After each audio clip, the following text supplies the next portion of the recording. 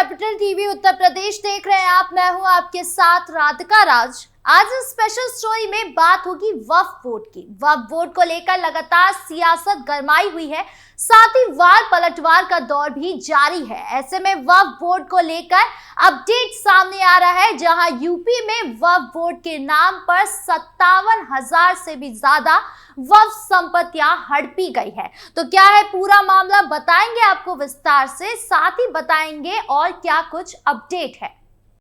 वक्फ के नाम पर हड़पी जमीन। उत्तर प्रदेश में अवैध वक्फ संपत्तियों को लेकर बड़ी जानकारी सामने आई है। प्रदेश में ऐसी वक्फ संपत्तियों के मामले में 5 जिले अव्वल है, जहां पर बड़ी संख्या में वक्फ बोर्ड ने संपत्ति को लेकर दावा किया है। इस लिस्ट में रामनगरी, अयोध्या समेत शाहजहांपुर, रामपुर, जौनपुर और बरेली जैसे जिलों का नाम है। वक्फ संपत्तियों को लेकर बनी संयुक्त सदस्य समिति ने यूपी में ऐसी संपत्तियों की जिलेवार जानकारी दी है, जिसका ब्यौरा लोकसभा स्पीकर ओम बिरला को सौंप दिया गया है। जानकारी के मुताबिक यूपी के 5 जिलों में वक्फ के नाम पर बड़ी संख्या में सरकारी संपत्तियों पर कब्जा किया गया है। इनमें प्रत्येक जिले में वक्फ बोर्ड ने 2000 या उससे अधिक संपत्तियों पर दावा किया है, जबकि राजस्व रिकॉर्ड में ये जमीनें सार्वजनिक उपयोग वाली श्रेणी में आती है।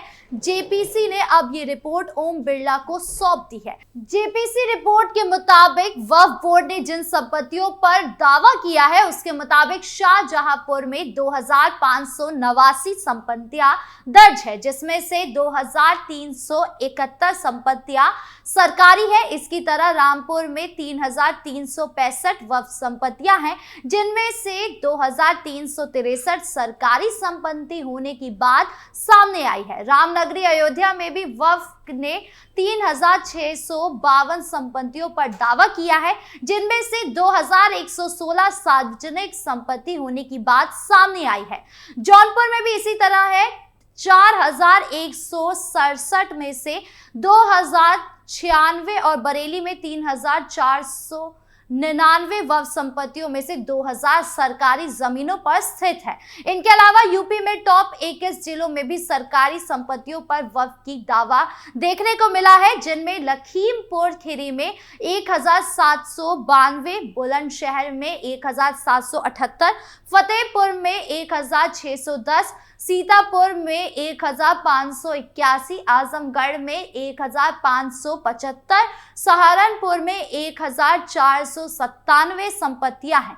इस लिस्ट में मुरादाबाद, प्रतापगढ़, आगरा, अलीगढ़, गाजीपुर, मेरठ, संभल, अमरोहा, देवरिया, बिजनौर जनपद के नाम भी शामिल है। जबकि यूपी के 40 ऐसे जिले हैं जिनमें सैकड़ों संपत्तियों पर वक्फ का दावा है, जिनका तहसील के रिकॉर्ड में जिक्र नहीं है। इन जिलों में फिरोजाबाद, मैनपुरी, मथुरा, अलीगढ़, एटा, अयोध्या, आजमगढ़, देवरिया, कानपुर, रायबरेली, गाजियाबाद, बिजनौर समेत कई शामिल हैं। आंकड़ों के मुताबिक प्रदेश में कुल 57,792 सरकारी संपत्तियां हैं, जिन पर वक्फ बोर्ड की ओर से दावा किया गया है। इनका कुल रकबा 11,712 एकड़ है। नियमों के मुताबिक इन संपत्तियों को वक्फ किया ही नहीं जा सकता।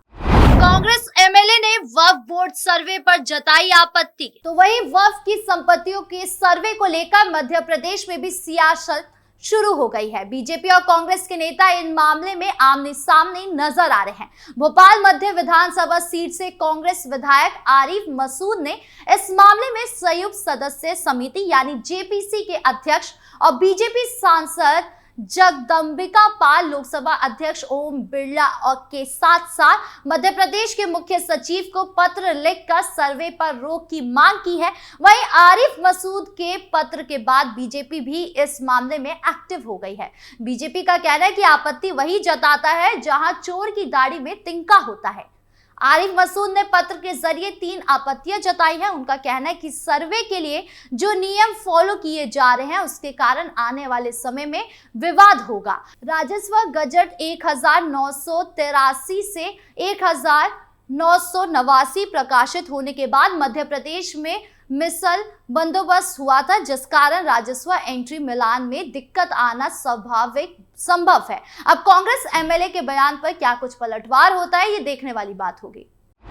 टीटीडी से गैर हिंदू कर्मचारियों की हुई छुट्टी तो भड़के ओवैसी। बयानबाजी के बीच ओवैसी भी लगातार अपने बयानों के लिए चर्चा में आ रहे हैं। दरअसल आंध्र प्रदेश के श्री वेंकटेश्वर मंदिर का प्रबंधन करने वाले टीटीडी बोर्ड ने धार्मिक गतिविधियों में भाग लेने वाले और अभ्यास करने वाले 18 गैर हिंदू कर्मचारियों को स्थानांतरित कर दिया है।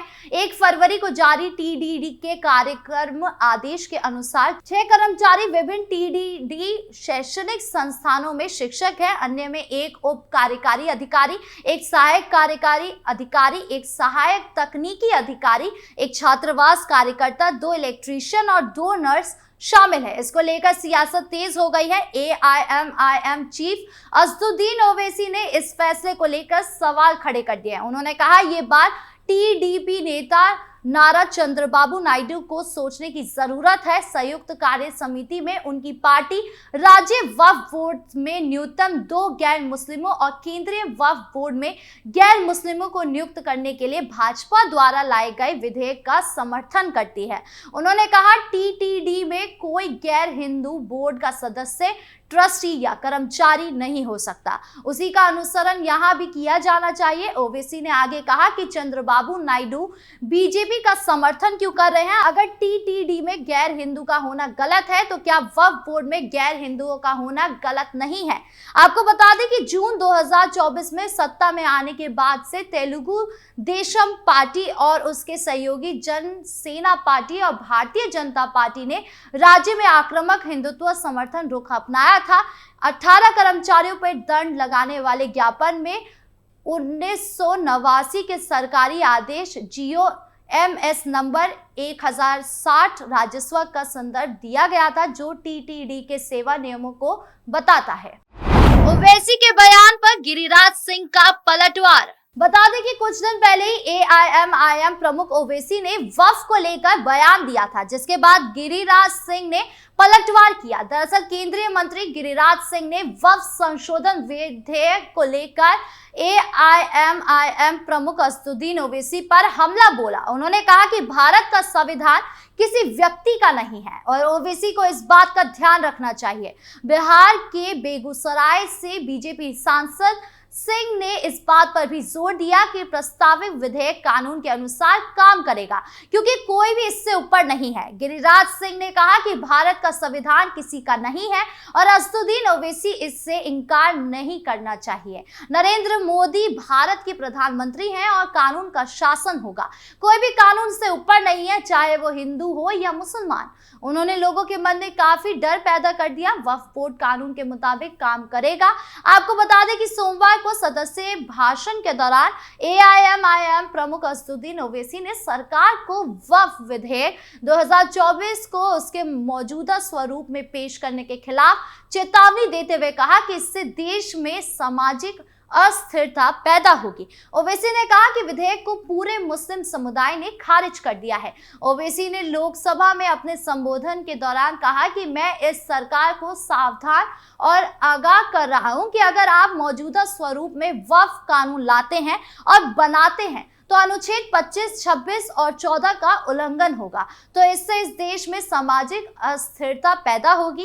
इससे पूरे मुस्लिम समुदाय ने खारिज कर दिया। कोई भी वक्फ संपत्ति नहीं बचेगी, कुछ भी नहीं बचेगा। उन्होंने कहा आप भारत को विकसित भारत बनाना चाहते हैं, हम विकसित भारत चाहते हैं। आप इस देश में 80 से 90 के दशक की शुरुआत में वापस ले जाना चाहते हैं, यह आपकी जिम्मेदारी होगी। उन्होंने आगे कहा कि एक भारतीय मुसलमान के रूप में मैं अपनी मस्जिद का एक इंच नहीं खोऊंगा, मैं अपनी दरगाह का 1 इंच भी नहीं खोऊंगा, मैं ऐसा नहीं होने दूंगा। अब हम यहाँ आकर कूटनीतिक बातचीत नहीं करेंगे, ये मेरी संपत्ति है, किसी ने मुझे नहीं दी है, आप इसे मुझसे नहीं छीन सकते। वक्फ मेरे लिए पूजा का रूप है। राजा भैया और देवकीनंदन ठाकुर की हुई मुलाकात। एक तरफ वक्फ बोर्ड को लेकर सियासत हो रही है तो वहीं दूसरी तरफ सनातन बोर्ड की भी मांग जोरों शोरों से है। और इसी बीच राजा भैया और देवकीनंदन ठाकुर को एक साथ देखा गया। दरअसल कथावाचक देवकीनंदन ठाकुर अक्सर अपने बयानों को लेकर चर्चा में बने रहते हैं और वो काफी समय से सनातन बोर्ड के गठन की मांग कर रहे हैं। और इसी बीच कथावाचक देवकीनंदन ठाकुर ने जनसत्ता दल लोकतांत्रिक के राष्ट्रीय अध्यक्ष रघुराज प्रताप सिंह उर्फ राजा भैया से मुलाकात की। कथावाचक देवकीनंदन ठाकुर ने एक्स पर पोस्ट कर लिखा, प्रयागराज महाकुंभ के पावन पर्व पर शांति सेवा शिविर में कुंडा से विधायक एवं जनसत्ता दल लोकतांत्रिक के राष्ट्रीय अध्यक्ष रघुराज प्रताप सिंह से आत्मीय भेंट हुई और कई महत्वपूर्ण विषयों पर चर्चा हुई। महाकुंभ 2025 के लिए कुंडा विधायक रघुराज प्रताप सिंह उर्फ राजा भैया की अलग छावनी है।